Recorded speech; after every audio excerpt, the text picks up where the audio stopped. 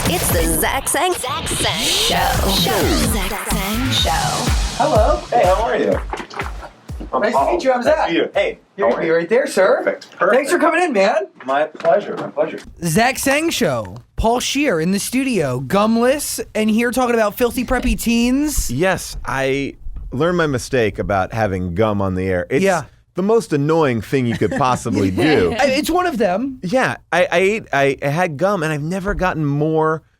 Like, I thought I was being real clever with it. Like, I was hiding my gum. You can't hide gum. No. Because the worst case scenario is that it's lodged in the back of your cheek near your teeth, and it's still making a weird noise as you speak. You got some sort of clicking in there, and it's exactly. Not, only Burt Reynolds can pull it off, I think. That's where it ends.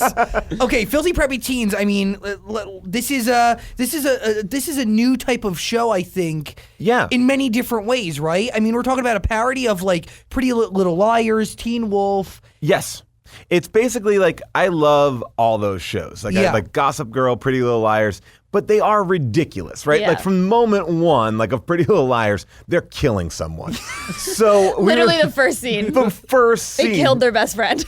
So I'm like, I'm in. Then you got like Teen Wolf, where, you know, the kid's a wolf, and it's not, and he's not even like they're sexy, sure, but it's like a real conflicted wolf. There's no fun in that wolf. It's not like even Twilight has more fun with being a wolf. They're like really emotionally, things are going on. So we wanted to kind of have fun with those shows, and originally the show was called Filthy Sexy Teens, but then it didn't test well because if you try to Google that, anything but our show would show up. God. We're on board. So we kind of started off and we were like started to play with that world, and we're like, all right, instead of having a teen wolf, we're gonna have a kid who's found out he's a leprechaun. So like he's transforming into a leprechaun, and we have a superhero element like Arrow and Flash. Like this guy thinks he has a connection to boomerangs, so he becomes the boom, you know, and one of the main characters is a girl in a coma. So she is like the most popular girl, like, oh my God, you look beautiful, you're so thin, how can we hang out with you? So there's all this kind of stuff in this like little world, and we build up the whole show so it follows, you know, like a real show. For 8 episodes, you're kind of there. This is pretty in the best way possible. Yeah. You know, I really enjoy it. It's been really, really fun to do, and I love this app. And this is where I felt like I sound like I'm a salesperson, because it's like you can only get it on this full screen app. No, but it is. I feel like apps like this are changing the way we consume television. It's so cool because this app, and again, I'm taking myself out of the equation in the sense that, yes, I know I have a show that's on this app, but I'm not selling it like that. It's neat because you can watch a show like you're watching Netflix or Hulu, but at any given point you press the screen and you can make a GIF. Amazing. And then you could just send that out. And it's just like a more fun way to watch. Because I don't know how to do that. I don't know how to make a GIF of something. So if I'm watching something, you can make like the dumbest things and write on the screen immediately. And I feel like that's what all my viewing is missing. Like my Netflix. If I had that for Netflix, I'd be all over that. House of Cards consistently. I mean, come on. You would just, the turn to the camera. I can make a ton of these things. I just want to be able, because like it's always the stuff that I can't do. Like I'm like, oh, that would be a funny idea, but I have no, you know, I don't know how to make it. Yeah, it needs to, like, technology needs to be dumbed down so that we can all just be like, yee! Yeah. Like, oh, you mean I buttons! just press a button? Great, I know how to do that. I'm very functional in that. So that's been I like that app a lot. But I mean, okay, so places like the full screen VOD service, right? I mean, it is changing the way television works. You do stuff on Hulu, Hot Wives. Yeah. I mean, it's a new way. It's kind of a new era a little bit for television. I kind of feel like, look, there's so many different personalities out there, and everybody wants something different. So now you don't have to worry about making the one thing. It's like you don't have to make meatloaf because everybody probably will eat meatloaf. It's like you don't have to do like the CBS, NBC version of TV. Yes. You can make something smaller and cooler. Like I did a bunch of stuff on Adult Swim, and they're just like, yeah, we don't care. We'll make whatever you want. And then, you know, I literally did a show on Adult Swim where it looked like your TV turned into a hotel room TV, and then you could click into what was going on in the hotel, and you found out the whole hotel was haunted by Native Americans who were trying to kill you. Obviously. So it was like, and like Adult Swim's like, yeah, we'll do that, sure, we're in. You know, so like you can just do things differently. You can make things that maybe, you know, like that not everybody has to sign off on. I think that's the biggest problem. Like whenever I've made like regular TV, it's like 5 different people. Like I do the show called Party Over Here on Fox, and people are literally giving me sketch notes. They're like, well, in this sketch, the character is not likable. It's like, yeah, it's a sketch. They're not supposed to be likable. Like, how many characters in sketch are likable characters? Yeah, you're like, they suck. Yeah, exactly. Absolutely. Like, you don't want to hang out with Kristen Wiig as the Target lady, or you don't even really want to hang out with Stefan. Like, they're weird. Like, so they were giving us all notes. We had a sketch that we couldn't even air on that show called Ghost Trapper. And the whole idea was like, she traps ghosts by them. So that was it. She's like, oh, your house is haunted. I'm going to have sex with it. And so she's like having sex with a ghost. So there's nothing else there. And Fox is like, no way, we can't show penetration on Fox. Like, there's no penetration. It's just, it's a ghost. It's a ghost. There's nothing. She's fully clothed and she's writhing around. And they made us like blur out the screen. And then they finally, whatever aired on TV was like so watered down. I finally like put it up on my page, like the unedited version. But we still kept the pixelated when she was giving. We can talk about it. We can say anything. Yes. Yeah, we kept a pixelated thing in when she's giving because it's so funny. She's air, but it's all pixelated. So, what is more creatively fulfilling to you? Because you do play in both worlds, right? You have Party Over Here, you're on Fresh Off the Boat, and then obviously you're doing stuff like Filthy Preppy Teens and Human Giant. I mean, what fills you more? I think to me, it's like I like being involved in the process. Like there's days where it's great to kind of just show up, do your part, and go home. But then I like actually being like, oh, here's an idea, and you can actually make it, and you can cast your friends, and you can do things that are fun, and just, I don't know. I come from this background. I worked at this theater, and still do, called the UCB, the Upright Citizens Brigade. And so you put on your own shows, you work with all the people that you love to work with, and I kind of took that mentality, even with our podcast. It's like three friends, one of them is my wife, and we have the best time. It's just like, it doesn't feel like work when you can kind of put together the team that you want. Instead of going to a job where you are forced to work with people, like, why don't you make your own job and then do that? And now there's so many homes for the content. I mean, there's such a variety of homes. And there's people are hungry for it. Yeah. Well, I mean, I feel like I think all you want to be able to do is just create. And I feel like maybe you're not going to be making like a ton of money, like, like they'll give you a Porsche or whatever. But I don't think that that's like the end game. Like the end game to me is like, just have fun and like love what you get to do and then do things for short periods of time. Like I did a show on Adult Swim that was like only 3 seasons. I was like, I did it. I'm done. And then, and like when we did the league was 7 years, like 7 years. Massive. A long time. And it's like, and while it was super fun, you get bored too. You're like, well, how much more can I do of this? And so for me, I'm always about like trying to do different things or trying to do in my like downtime, something different and new that, it took us only 10 days to shoot Filthy Preppy Teens. And then everyone went back. And that's why we were able to get like this awesome cast. Like that's 10 really days, cool. Yeah, 10 days would not even be 2 episodes of a real show. Because you're turning over ideas as much, is there pressure on you to consistently create? I feel like I don't put pressure on, and maybe I should, I don't know. But I'm just like, my whole idea is just like, just go do it. Don't overthink it. Because the minute you start overthinking it, like my whole thought is, if you have an idea and you start to act on it, the idea that you initially had and how it's executed will be very, very different. But if you have an idea and you're like, well, I don't know if I should do it like that and that, and you start to think about it, you may never do it. So it's like, your ideas will always get better. It's better to move forward than just sit there and like obsess over, is it the right thing? Does it make sense? Is this the thing? It's just like, just do what makes you feel like passionate. And I feel like that, because you can get in your head so quickly about anything. Yeah. If you think about a tweet too long, you'd be like, oh, I don't know. I mean, is this offensive or this? This is my life. But it's true, right? Like, like the more thought you put into it, not to say that you should be reckless, but I feel like if you have that, like there's this book I read about like just the idea of creativity. And it's like when you get that hit, like you should just run with it because if you don't take it, it will go somewhere else. Yeah. And, so I feel like, that's awesome. And that's the saying that everything I do, I'm like, yeah, that's the best. But at least you get to try to do something. Like I did this thing where I wanted to recreate the Arsenio Hall show, which is like the show from the 90s. And I was like, verbatim, word for word, let's recreate the interviews. And like someone's like, yeah, we'll pay for it. And I was like, great. So we have like Seth Rogen as Gary Coleman, Nick Kroll as Jean-Claude Van Damme. Oh my God. It's insane. Like, and like Weird Al Yankovic as Madonna's dad. Like, and I think it was Adam Pally as Rosie O'Donnell and Alison Brie as Madonna. Like crazy stuff. How are you pitching this? Like, okay, so when you have this idea, where is it starting for you? To me, I was like, somebody said to me, hey, you can do whatever you want here. There's no rules. And I was like, well, really? And they're like, yeah. And I was like, I'd like to recreate the Arsenio Hall show. And they're like, great. Like, you know, like they were just like kind of had their back to the wall. But then we got to do this thing that was like kind of fun and weird. But that was something that was like an idea that I had in the car, like going there.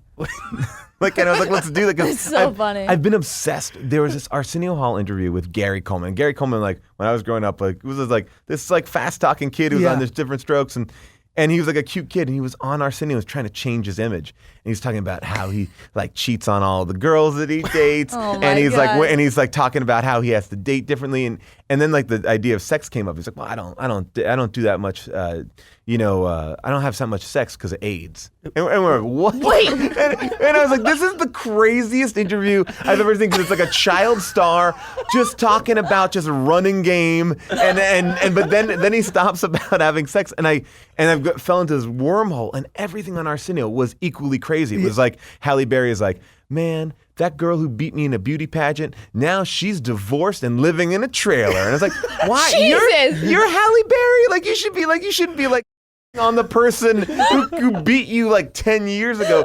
And like Jean-Claude Van Damme is doing the most offensive like accents. Like there was like so much crazy stuff. NWA came on the show, and Eazy-E didn't speak. He just wore a hockey mask and whispered into Ice Cube's ear.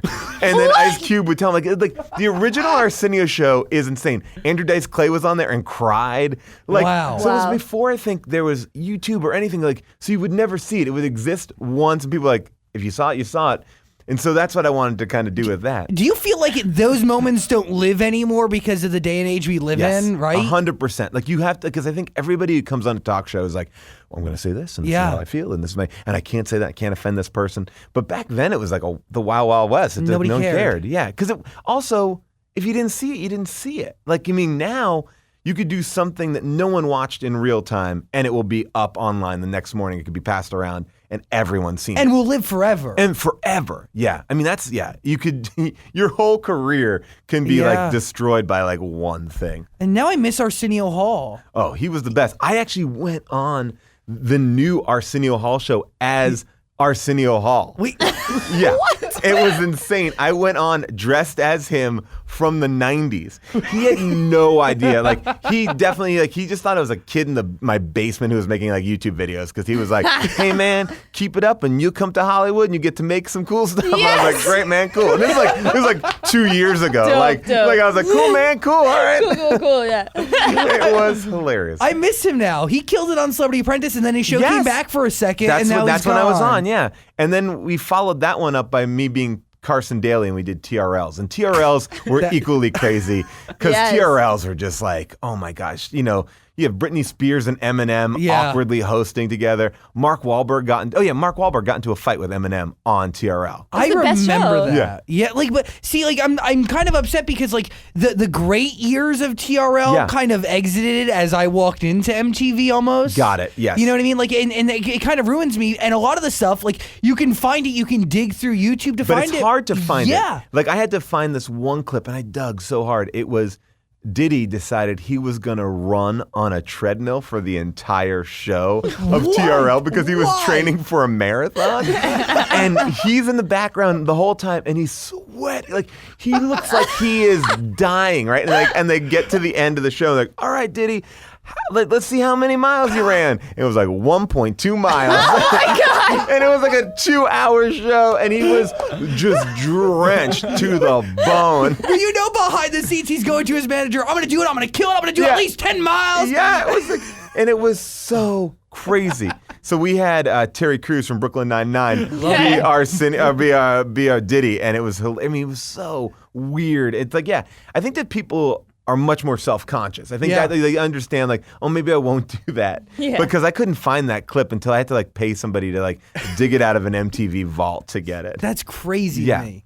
What is more, what is easier for you to work in? I mean, like, when you work for network, right? Yeah. Like, they're not giving you creative freedom there, you know? No, not at all, They're giving you crazy notes on sketches that really make zero sense. They make notes to make notes. Well, you know what it is? It's like comedy is the most subjective thing. Now, I'm not saying that, like, everything I do is going to be funny to you. Like everyone's got different sensibilities. It's like you can't dictate what music. Like there's no good music. Like if you like it, it's good. Exactly. You know, and so I think what they try to do is put everything through that filter. Like, well, I didn't find it funny, so it's not funny. Yeah. And it's like, and that's tough because comedy, like you can do it on drama. It's like, oh, well, that character arc didn't make sense. Like that person, why would he come into that room and why would he say it? But comedy, it's like, who cares why they would say it? It's like it's a sketch or it's a moment. Yeah. It's a joke, you know. It's like and like so that becomes tricky because the minute you kind of fight back about, hey, well, no, I disagree with you, they get offended because it's like, well, you're offending my comedy sensibility, and everyone thinks they have a great sense of humor. Like, so you're walking this like really tough line because everyone's like, no, I'm really funny. I get it. I get this joke. And it's like, I'm just telling you it's not funny. And it's like, okay, yeah, well, I'm telling you that you don't get, like, you don't get it. And it's, and you shouldn't get it. Like, you know, it's like, I don't know. Is there a joke that you remember fighting for? Like, have you ever gone up to some, like. Yeah, I'm trying to think of a good example of a joke. Yeah, I mean, we fought a lot. Like, there's one joke, you know, I can go back to Human Giant because Human Giant was, we were like on the front lines of stuff. And we had this joke. It was the whole idea was I was moving and I got this mover to help me move and the moving company was called Mother and Son Moving Company, and the whole way that this moving company worked was based on that old like wives' tale that, you know, like a child fell under his mother's car and the mother had this incredible strength and lifted up the car and saved the child. So now she's taken that idea and moved it into moving. So she'll put like a kid under a piano, kick out the leg, the piano will fall on her kid, and she'll be able to lift up the piano in her bare hands and bring it out. So like the whole thing is like her just like putting her kid in super dangerous positions, you know, things falling on him and then carrying it out. So then as we're moving, a bookcase falls on me. Now, I'm not her son. I'm the guy who hired her. And I'm like, can you use your strength? And she's like, no, I can only use my strength if you were my son. And I was like, well, adopt me. And she's like, okay, we bring in a lawyer. We sign papers. She adopts me. And then she tries. And she's like, I can't do it. She's like, I guess I'll never love my adopted son as much as I love my real son. Oh, my God. and so then there was like, and then the screen kind of froze and it says, don't adopt. Like it was like basically it was, you know, obviously you should adopt, and I wasn't making a statement about adoption. It was like a dumb sketch. And we got so much pushback on the sketch. And so one of the guys who was our writer on the show had to call standards and practices. And those are the people who say what you can and cannot do. Those are the ones that say you can't have someone ghost on TV. Like, you know, and so we get there. And he's like, and so she's like, I find this really offensive. And he goes, well, this is my story. I'm adopted, and I wrote this to express my feelings and emotions. And she's like, oh my God, I'm adopted too. And that's why I was so offended. But if you're adopted, you should do it. And he was not adopted. It was all a lie to get it on TV. So that was like the most kind of craziness that we did to get like a dumb sketch on air. That's like, awesome. Is there anything you try to stay away from, like topics wise?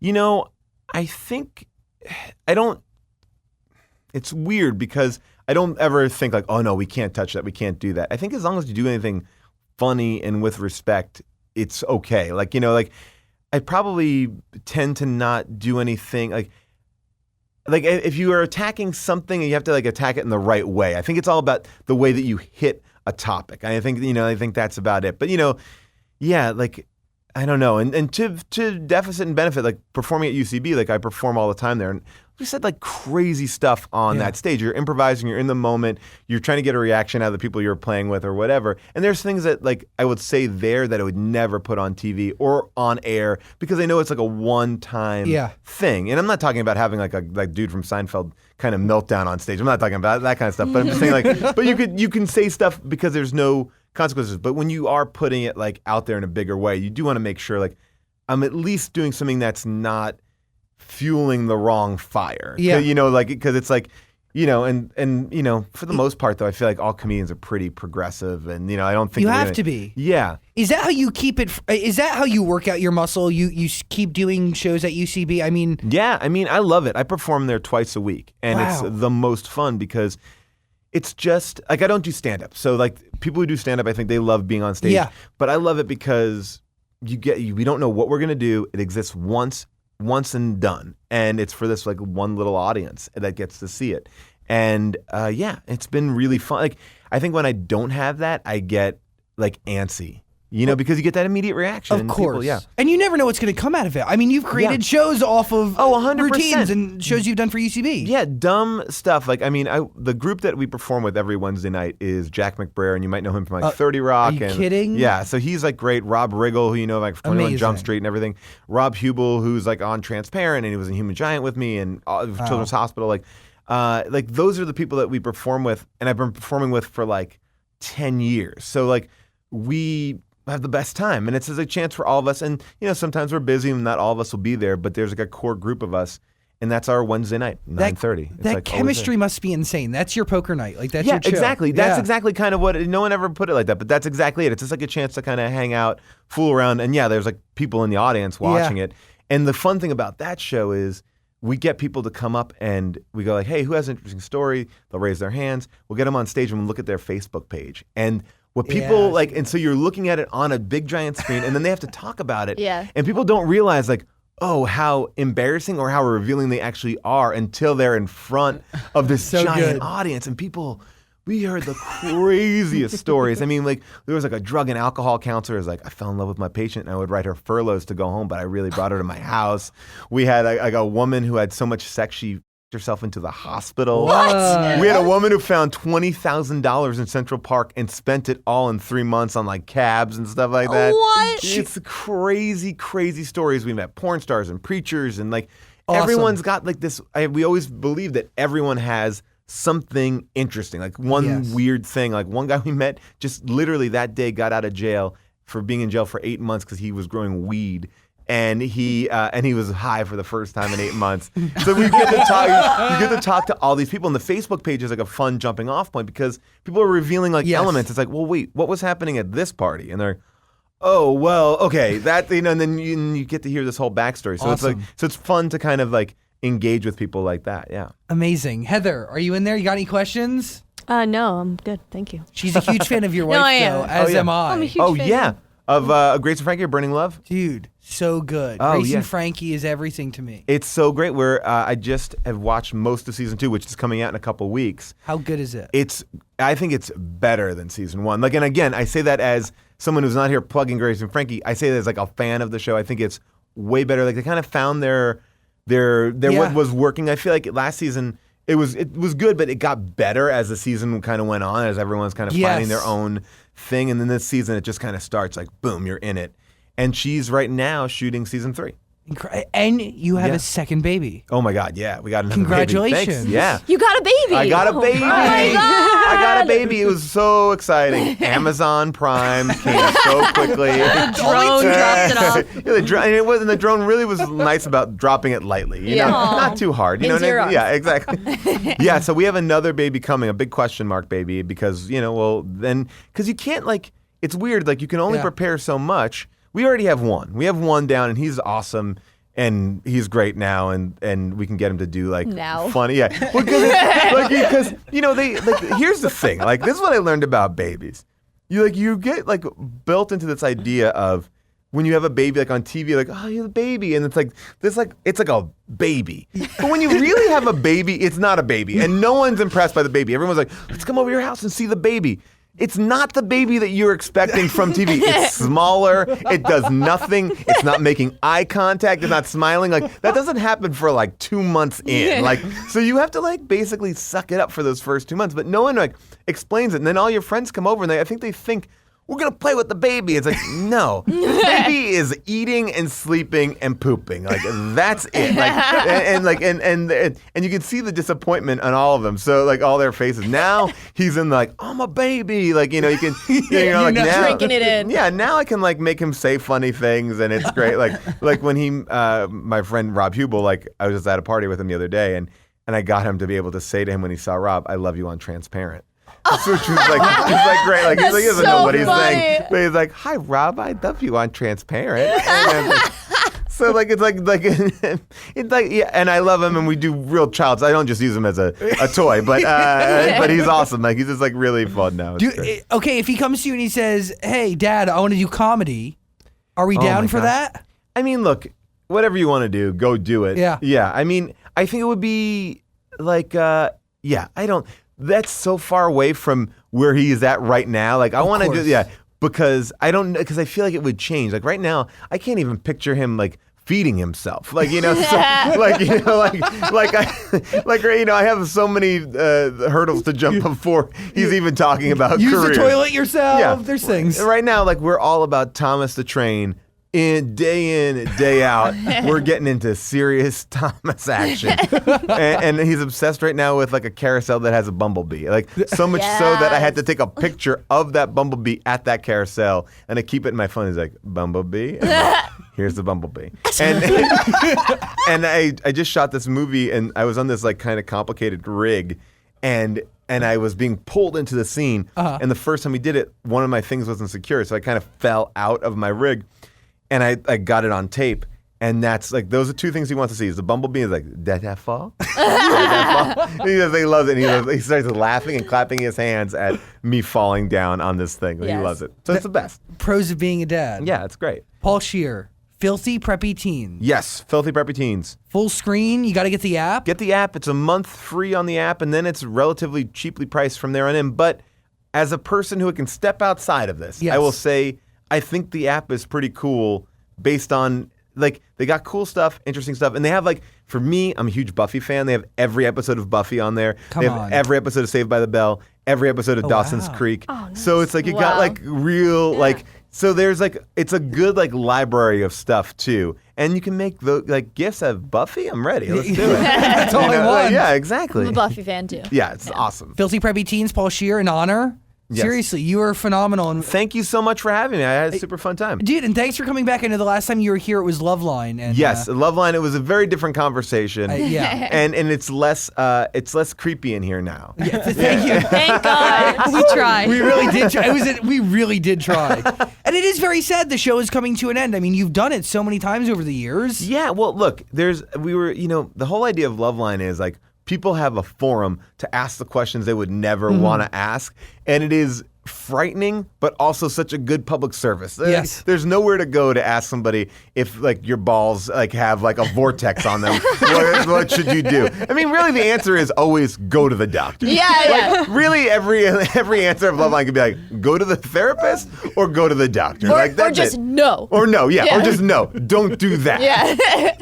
It's so like we were saying that Dr. Drew's whole thing is like no. He's like You're an idiot. You're an idiot. He's checked out like months ago. The one thing I remember about Dr. Drew, and I love Dr. Drew, funny, nice guy. Watch him sing the national anthem at the LA Kings game. Dr. Drew, he like came to work in his pajamas, and I was like, you know what? I would love to be able to have a job where I came to work in my pajamas, like one day on set. Because I was like, the whole idea is you get up early and you go there and then you put on somebody else's outfit and then you go home at the end of the day. And I was like, I'm just going to wear like these sweats and this like t-shirt. Like, I don't care. And I got so much for that. People are like, hey, dressing down day. I was like, all I'm doing is getting out of my car and going to my trailer and putting on a costume. Like, and people gave me so much I felt like Dr. Drew's like walking around in this studio every day. Pajamas. Yeah, every day. Crazy. But he's also heard the same calls 1,000 times over. Yeah. You cannot surprise him with an issue. Why are you? They shouldn't cancel. They should just put a voice like one of those like recordings like that you make prank phone calls with, like molested, drug addiction. like you just have all of his responses ready to go. A soundboard. Yeah. That's all you need. That's all you need. I watched that video of him singing the national anthem. I was there. I love him. I love him. He's such a good person. But it's like I'm so like and the rockets. It's like, by the way. First of all, the balls to say, like, I want to sing the national anthem when you're not a singer. Yeah. Huge. And then you have to know, if it's bad, you're going to be destroyed. Yeah. But, like, these people come out and they're just like, yep, I got this. And they don't.